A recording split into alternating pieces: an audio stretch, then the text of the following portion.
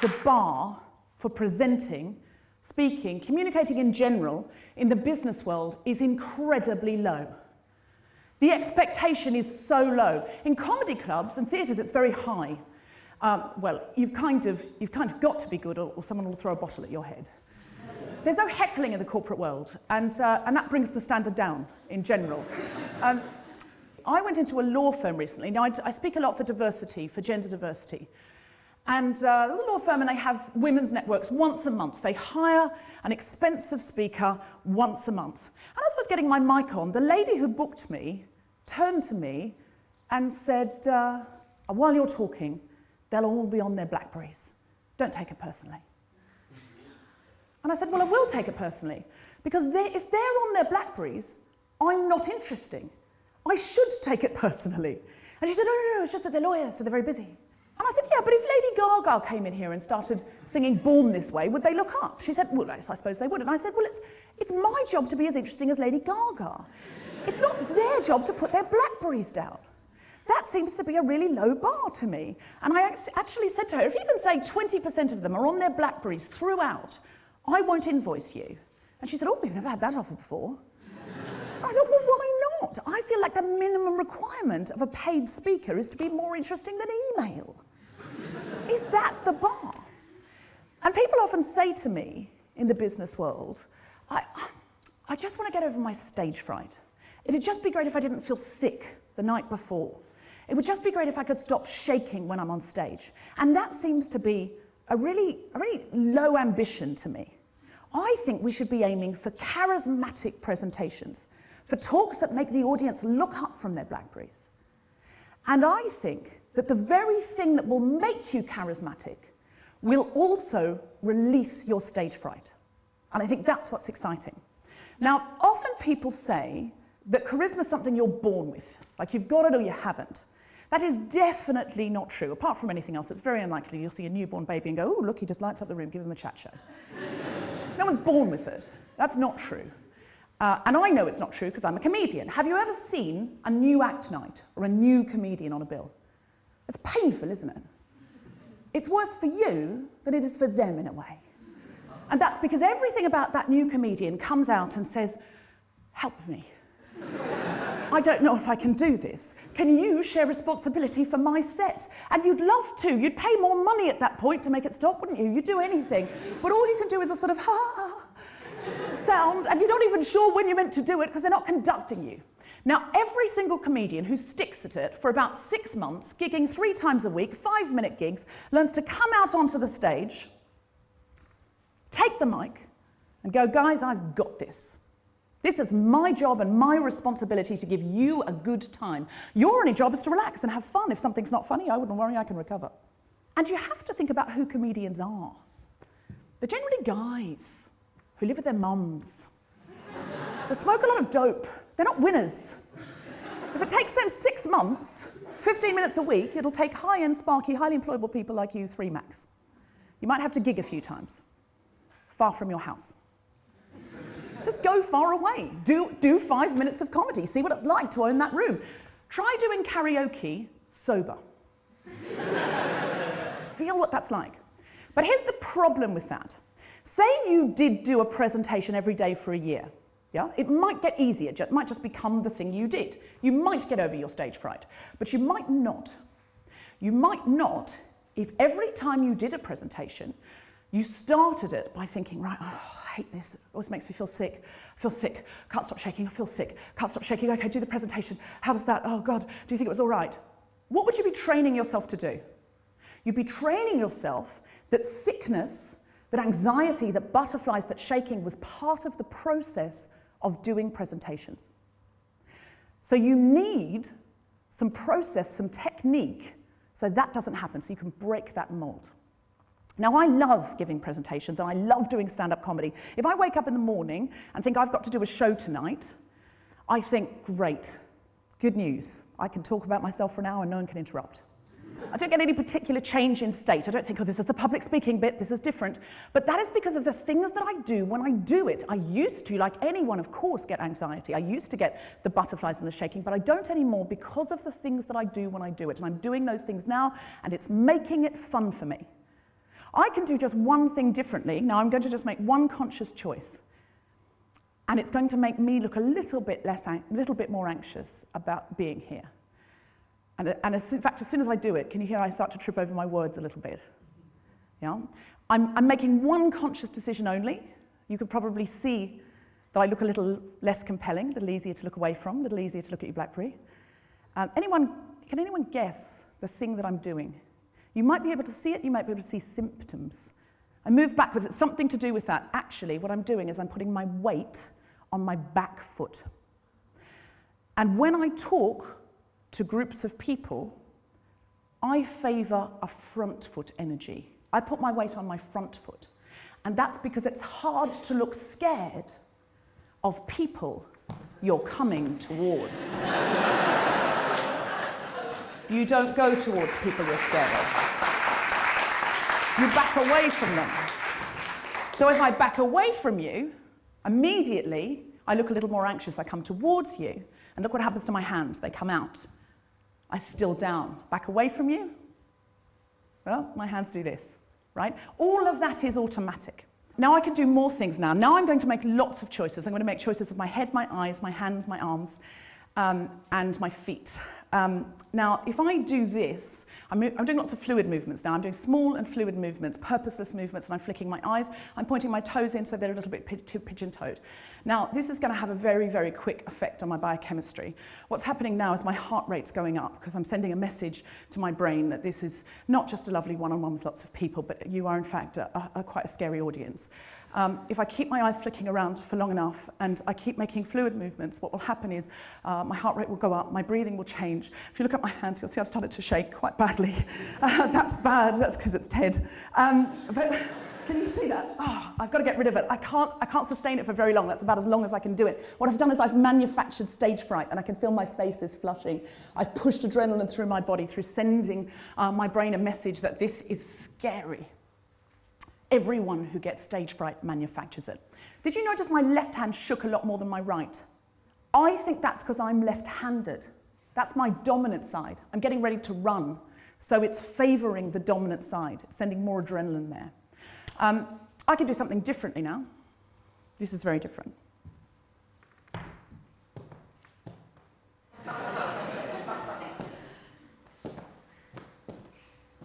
What's your name? Kuba.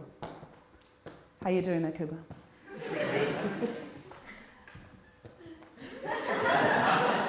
Now, if you look closely, you'll notice I've stopped shaking, but Kuba has started. Thank you.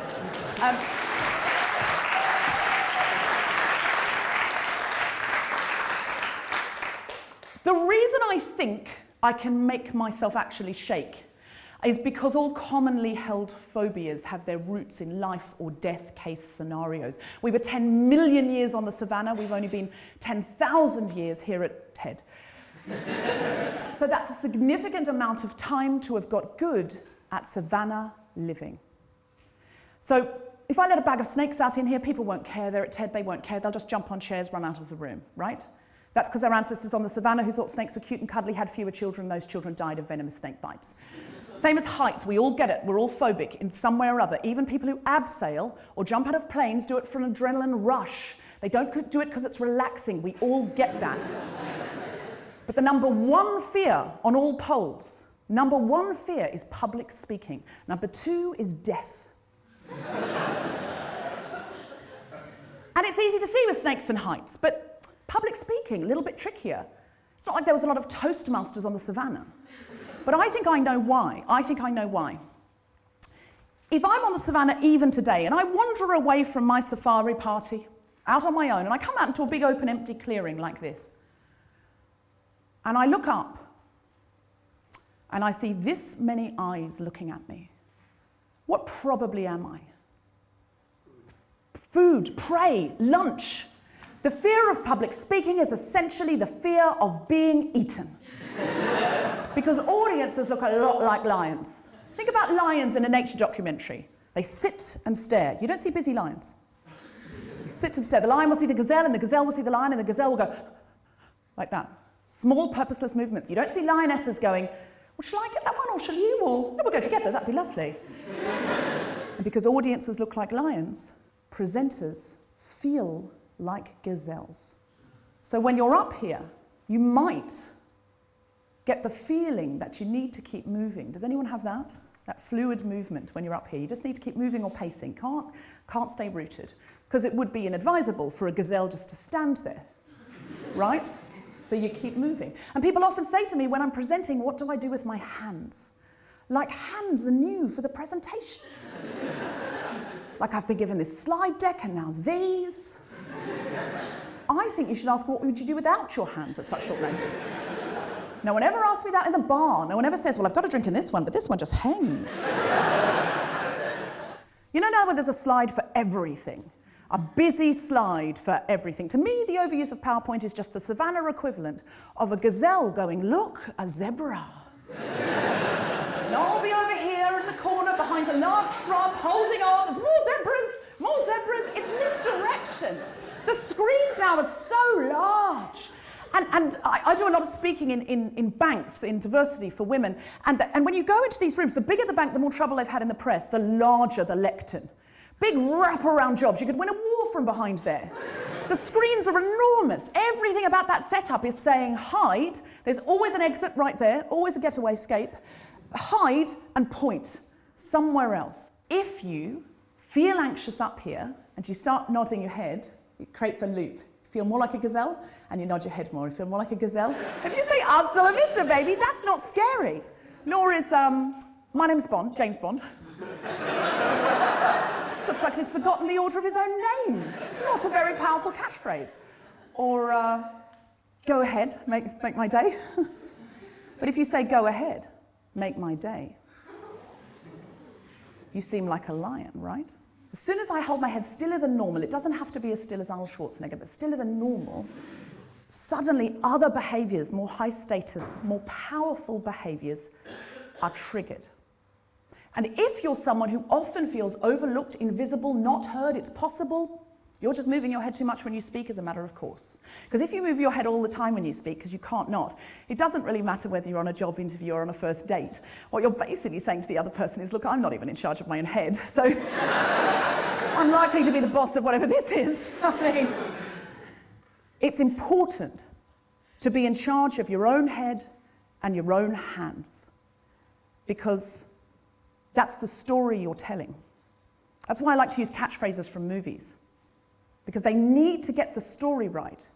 So the question is, what story are you telling up here? Not what words you're saying, because sometimes the words we're saying are, we've got quite a long way with this project, and what we'd love to do now is come back to you to reassess the budget, because although we have achieved quite a lot, what we'd like to do now is extend the parameters of what we think we could perhaps do, and perhaps pick up on some of the things we missed out on. And the words you're saying mean, give me more money. But the story you're telling is, don't give me anything. I'm a numpty. I don't know what I did with that money, it's just gone. And some 6'4" chap called Toby will sweep in from the other room and just go, yeah, guys, we've got to reassess that budget. I mean, it was always a bit unrealistic, and walk off, and he gets his money and you don't, because he's telling the story, trust me with money, trust me with responsibility, it'll come back to you. No one's overriding your story. But what is the problem with this lion-like behavior? What can be the problem with it? How do I seem when I come towards you and I do this? You might trust me with responsibility and trust me with money, but do you like me? Do you warm to me? Do you warm to me? Not really. Yeah, I look scary. And there's plenty of people we know that are gazelles, and plenty of people we know that are lions. But some people like Bill Clinton, very lion-like, but lovable, yeah? Draws people to him. The most likable person in the room and the most powerful. Oprah Winfrey, George Clooney on a chat show. What are those people doing to have that brand of charisma where they draw people to them as well as being powerful? Because that's the secret. That's really the secret. Well, they assume their world's a wonderful place to be. But then they're doing something else that most people aren't doing and will never do. Most people spend their whole lives letting rooms tell them how to feel. They walk into a room and go, this is a good room for me. Those guys, friends, lovely, great room for me. Yep, comfortable room for me. I have no need to be masked by anxiety in this room. Then they'll walk into another room and go, well, see, this is a bad room for me. Ooh, I don't know anyone here. Those people look a bit scary. Those people all went to the same school. Ooh, all I can do is survive in this room. And public speaking, that's how most people feel about it, if I can just get through it. But there are some people, the Bill Clintons, the George Clooney's, the Oprah Winfreys, that walk into a room and go, well, this is a bad room for me. I'm guessing it's a bad room for other people. Let's change up this room. Now, comedians, stand-up comedians, their whole job is to change rooms. That's their job. They come into a room, they assess the room, and they go, how can I make this room a better place to be? How can I make people laugh? I always know how experienced comedians are by what they say after the gig. Sometimes they'll come off and they'll go, a comedian will come and go, do you think I was all right? Do you think I was right? I was a bit cold at the beginning, wasn't I? But after the aardvark stuff, I think I warmed up. Do you think you'll book me again? Do you think I was all right? And I know they're not very experienced, because experienced comedians come off and go, yeah, they were all right. They were a bit cold at the beginning, but they warmed up after the aardvark stuff. Yeah, they were all right. Because comedians look at rooms and go, how can I change you? That's why they don't seem self-conscious. They're not. They're audience conscious. They're conscious of you. And all charismatic people are. Martin Luther King, I have a dream. When you hear him say those words, does he seem self-conscious? Is he going, do you like me? How do you think this presentation's going? Do you think it's going all right? I have a dream. Hope the PowerPoint holds up. Bear with us. That's not what Martin Luther King is doing. He's not bothered about himself. He's lion-like, he assumes his world is a wonderful place to be, and then he says, how can I change you? That's the question. How can I make you feel differently because you came out to hear me speak? How can I make you do something differently because you came out to hear me speak? And that's the question you need to ask yourself at the beginning of every presentation. How is this room going to be different at the end? And as soon as you're thinking that, well, that looks a lot like charisma. Thank you.